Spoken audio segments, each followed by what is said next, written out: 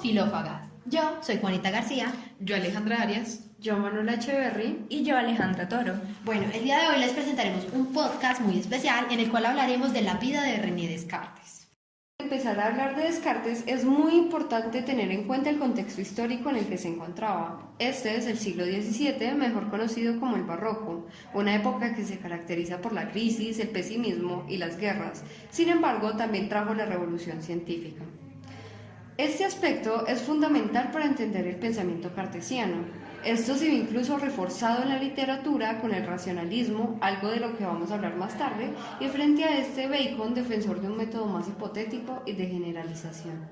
Ahora vamos a hablar de la situación en Francia. En Francia se vivía un régimen absolutista, en el cual el poder reside en una sola persona y esta no le tiene que rendir cuentas a nadie. En 1618 empieza la Guerra de los 30 años, un conflicto en el que participaron la mayoría de potencias europeas, como las naciones germanas y otros países como Austria, Dinamarca, Suecia, Francia, España, Portugal y Suiza. Y toda esta guerra trajo grandes cambios para el continente. Por ejemplo, la población en estos países se redujo considerablemente. La economía resultó gravemente afectada debido a que una guerra es bastante costosa y hubo varios saqueos. Por otro lado, hubo un desequilibrio en la distribución de tierras. Algunos resultaron con nada y otros con bastante, o sea, con un poder mucho más extremo a lo que tenían. Bueno, respecto a lo religioso, vamos a hablar de los jansenitas, que estaban apareciendo por Europa.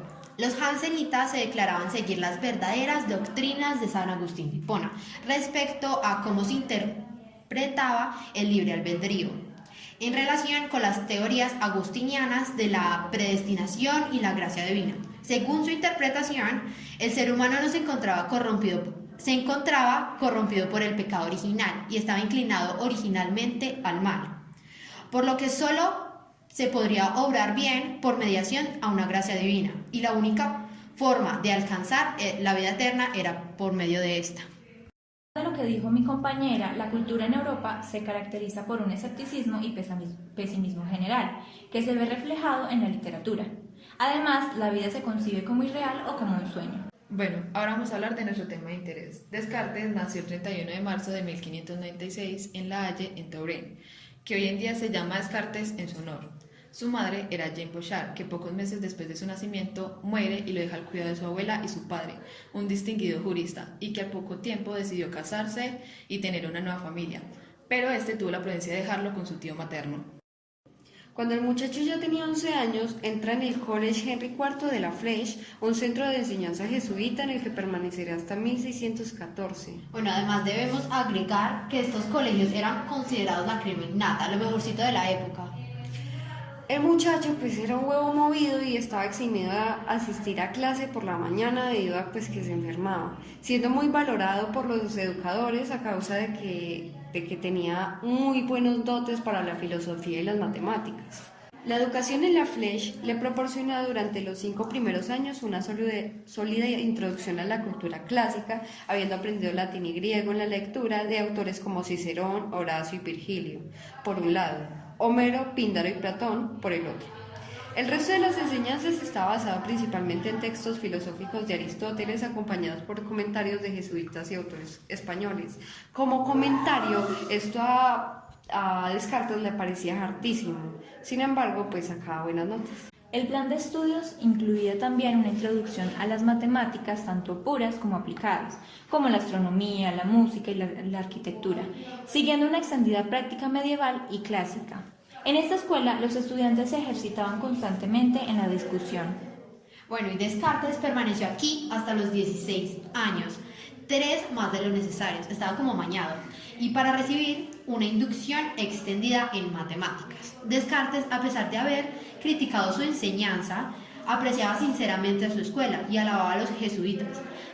Trataban igual a los de alto linaje como a los de bajo, o sea, no les importaba a usted de dónde viniera. También, a los 18 años, René Descartes ingresó a la Universidad de Poitiers para estudiar Derecho y Medicina. Se dice que después de clases se paseaba extasiado en los jardines de Saint-Germain-en-Laye, cerca de París. Pues pero quién no, si era un paraíso artificial creado por maestros de la ingeniería hidráulica. Se dice que de aquí sacó la inspiración para su descripción del cuerpo vivo como una máquina hecha de tierra. Después de graduarse, ejerció como aprendiz de médico en el pueblo de su padre. Aquí, los biógrafos no se ponen de acuerdo en que si solo se dedicó al estudio o también a la diversión. Esto último alimentaría la leyenda de que era un mujeriego y juerguista. Después de esto, se pegó al ejército. Severo parche. Durante este tiempo no se sabe nada de él, ni cartas, ni confesiones, ni crónicas. O sea, nada de nada, se desapareció para el mundo. Incluso había varias hipótesis de que Descartes era realmente un espía de los servicios de inteligencia de las Austrias. Esta hipótesis puede sonar loca, desquiciada y muy conspiranoica, pero no está tan lejos de la verdad. Los espías abundaban durante esta época crítica, y Descartes cumplía con el perfil, pues era docto, discreto y apreciado por los jesuitas, además de necesitar dinero para costear su ocioso estilo de vida. Bueno, esto último es especialmente importante. La pensión de su madre duró poco y no pudo cubrir sus viajes continuos y acomodados. En 1618 y 1619 reside en Holanda y allí conocerá a un joven científico, Isaac Wickerman, que era seguidor de Copérnico. Bueno, la historia es que Descartes estaba tirado por ahí en la calle haciendo ejercicios matemáticos cuando pues Isaac se lo encontró y quedó como extrañado por el extranjero ahí tirado. Entonces le preguntó qué estaba haciendo y vio que estaba haciendo unos ejercicios. Entonces ahí fue donde empezó la amistad y lo que hace Wickerman es desarrollar los dotes matemáticos de Descartes con ejercicios más prácticos. Tiempo después volvió a viajar, fue mucha parte como Viena, Frankfurt, París, etc. Por ejemplo, el 10 de noviembre de 1619, mientras se refugiaba del invierno en Ulm, Descartes tuvo algo así como una epifanía intelectual. Había pasado horas escribiendo al calor de la estufa y pues se empezó a sentir maluco y cansado y decidió acostarse. Entonces, la combinación como de maluquera, de cansancio, le causó alucinaciones, a lo que él llamó pues epifanía intelectual, ¿cierto? El diario en el que lo anotó se perdió, pero luego el filósofo Leibniz lo pudo recuperar, aunque los sueños en sí son una bobada. Vea pues. En el primer sueño, Descartes está huyendo de un fantasma cuando lo golpea un enorme torbellino, por lo cual decide cómo esconderse en una escuela y se mete al patio. En el patio hay un desconocido que le dice que el señor N tiene algo para él, lo cual es una sandía trajera de lo más lejos. Ahí es cuando Descartes se despierta y se da cuenta que le está doliendo el costado de la espalda, por lo cual decide voltearse. Solamente para volver a despertarse y darse cuenta que toda su habitación está llena de chispas que entran y vuelven a salir. El tercer sueño es un poquito más complicado. En el tercer sueño, en su cajonera hay 2 libros, una antología de poemas y un diccionario. En la antología se lee ¿qué camino debo seguir en la vida?, que es ahí cuando Descartes mira la habitación y nota que hay un desconocido que le está señalando un sí y un no. Bueno, Descartes despertó e interpretó todos los sueños como si el espíritu de la verdad, o sea Dios, le había abierto el tesoro de la ciencia, siendo el diccionario las ciencias, el poemario el entusiasmo y el sí o no el juicio. En su estancia más larga en París, Descartes reafirma su relación que había establecido a partir de 1622 con otros intelectuales como Marin Mersenne y Gues de Balzac, así como un círculo conocido como los libertinos. Pues con ese nombre, ¿para qué fama? Bueno, en esta época se propagaba su reputación, hasta el punto que su casa se convirtió entonces en un punto de reunión para quienes gustaban intercambiar ideas y discutir. Él era como el amigo que prestaba la casa para todo. Con todo esto, su vida parece haber sido algo agitada, pues en 1628 tiene una pelea, tras el cual comentó, abro comillas, no he hallado una mujer cuya belleza pueda compararse a la de la verdad, cierro comillas. Durante esta época, cabe comentar, fue quemado un maestro de filosofía llamado Vanini por ateísmo y homosexualidad. Uy, qué sorpresa. Él se convirtió en un símbolo de abertura intelectual contra la censura eclesiástica. Siguiente, con la intención de dedicarse por completo al estudio, Descartes decide trasladarse definitivamente a los Países Bajos, donde llevaría una vida modesta y tranquila, aunque pues le tocaba cambiar bastante de residencia para mantener oculto su paradero. Ahí es cuando Descartes empieza un ambicioso proyecto de redactar un libro capaz de ofrecer una visión del ser humano y una alternativa al aristotelismo que no se metiera en la cuestión de Dios. Este libro se llamaría El Mundo, pero cuando estaba casi terminando, Descartes se enteró de la condena de Diálogos sobre los dos principales sistemas del mundo, escrito por Galileo, quien fue arrestado por promover el heliocentrismo. Pero pues Descartes se mareó y pues no lo terminó nunca. Descartes vuelve a irse a Holanda y la vida parecía feliz y productiva. La preferencia de Descartes por Holanda parecía haber sido la decisión más acertada, pues mientras en Francia muchas cosas podrían distraerlo y había escasa tolerancia, las ciudades holandesas estaban en paz. Florecían gracias al comercio y grupos de burgueses potenciaban las ciencias, fundándose la Academia de Ámsterdam en 1632. Entre tanto, el centro de Europa se desgarraba en la Guerra de los 30 años, que terminaría en 1648. Además, en 1635 tendría su primera y única hija, Francia, con la doncella Helena Hans. Descartes fue un padre muy amoroso y muy preocupado por el futuro de su hija, pero pues desgraciadamente la niña muere a la edad de 5 años de escarlatina. Este suceso va a ser el más doloroso en la vida de Descartes. Fuera de esto, la desgracia no viene sola, porque una semana antes de la muerte de su hija, Helena Hans también muere de una fiebre muy alta. Entonces todo esto junto pues marcó mucho a Descartes. Después de este duro golpe, publicó de forma anónima un ensayo que cambió la historia de la filosofía, El discurso del método. Aquí encontramos el debut del cogito ergo sum, junto a su idea del dualismo, además de la necesidad de la existencia de un Dios bondadoso como garantía de nuestro conocimiento. Lo más novedoso de esta obra fue el carácter autobiográfico, totalmente humilde, aceptando no ser superior y su capacidad de errar. Esto y que pues el libro sí fue novedoso y una cuca por haber sido muy humilde, Descartes sí afirma que siguiendo el método se podrán llegar a verdades totalmente absolutas, descartando aquellas que son falsas y que incluso aquellos que no hayan estudiado podrán entenderlo y ponerlo en práctica. Bueno, un tema tratado en el libro es el dualismo cartesiano, que es la separación de las sustancias, las cuales denominó cuerpo y alma. Descartes decía que el cuerpo era la extensión que ocupaba un lugar, pero que no funcionaba como una máquina, y que todos los movimientos que hacía el cuerpo seguían sus propias leyes, a diferencia del alma, o mejor dicho, pensamiento, el cual era libre. Además, este pensamiento está relacionado con el cuerpo mediante un órgano cerebral que Descartes llamaba glándula pineal. Y a través de esta, la glándula, el alma se dejaba confundir por los sentimientos y efectos que sentía el cuerpo, por necesidad, pero como el alma era libre y podía independizarse de esas necesidades. Así como los humanos tienen la capacidad de actuar razonablemente gracias al alma libre que tenemos. Realmente esta parte de la glándula pineal nace más bien como un relleno que hace Descartes, pues muchos lo han interpretado más o menos así, porque muchas personas le preguntaron como cuál es la relación entre el cuerpo, o sea, qué es lo que conecta el cuerpo, la imaginación y bueno, todo eso, ¿cierto?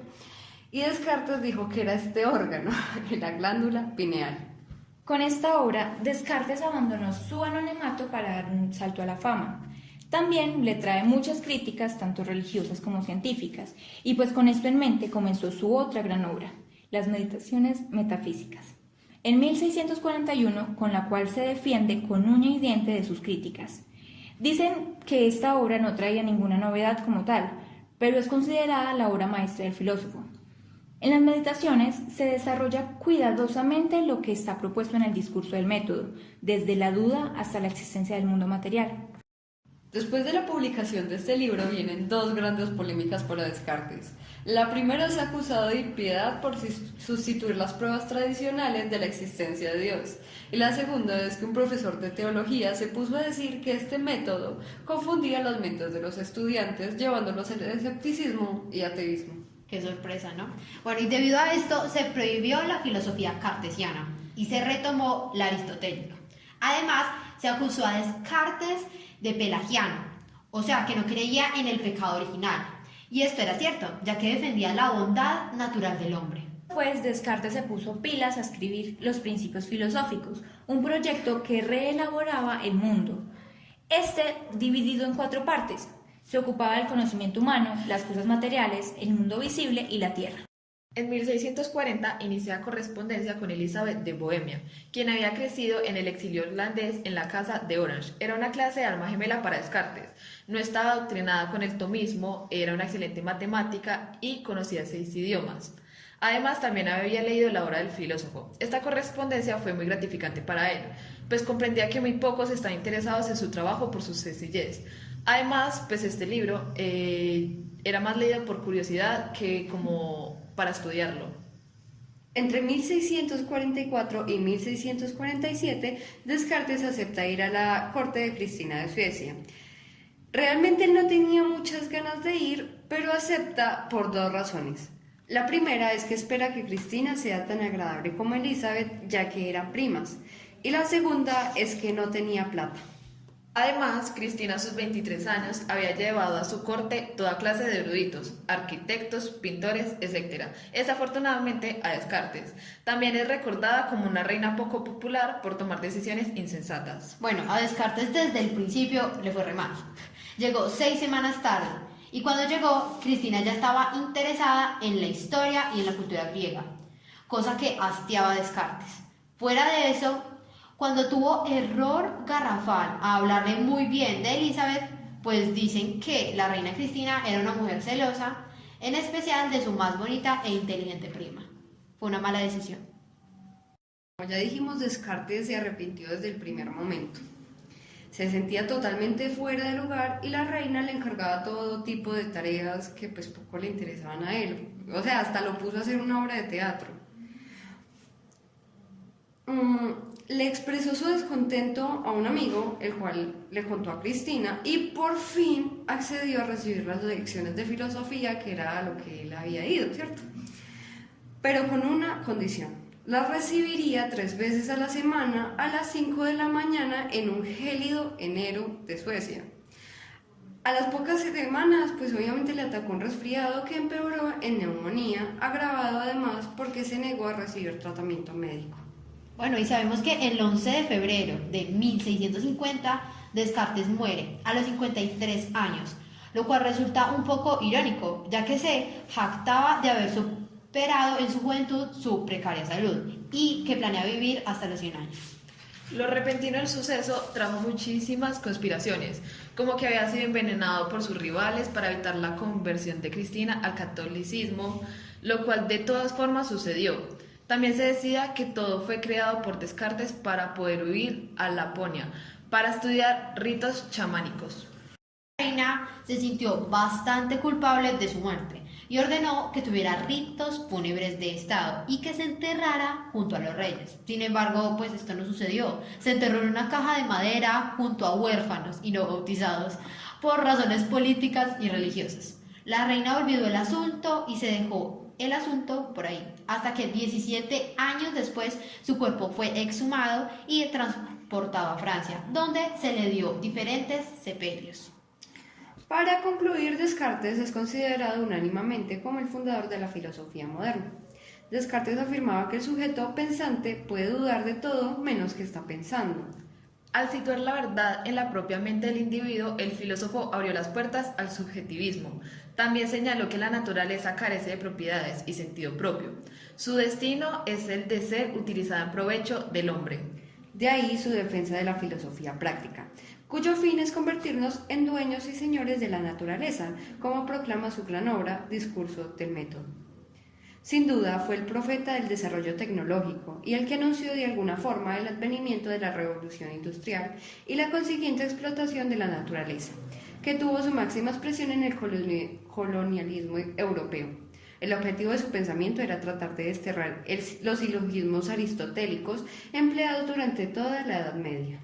Descartes sabía que eso podía acarrearle problemas similares a los que tuvo Galileo con la Iglesia cuando apoyó la teoría heliocentrista de Copérnico, que establecía que la Tierra y los demás planetas giraban alrededor del Sol, lo que pues ya no sabemos.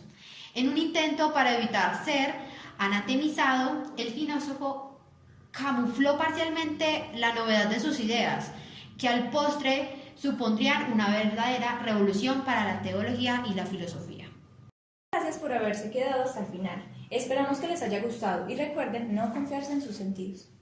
Bueno, todas nuestras redes sociales están en la caja de comentarios. Suscríbanse, denle like y pues síganos en todas nuestras redes.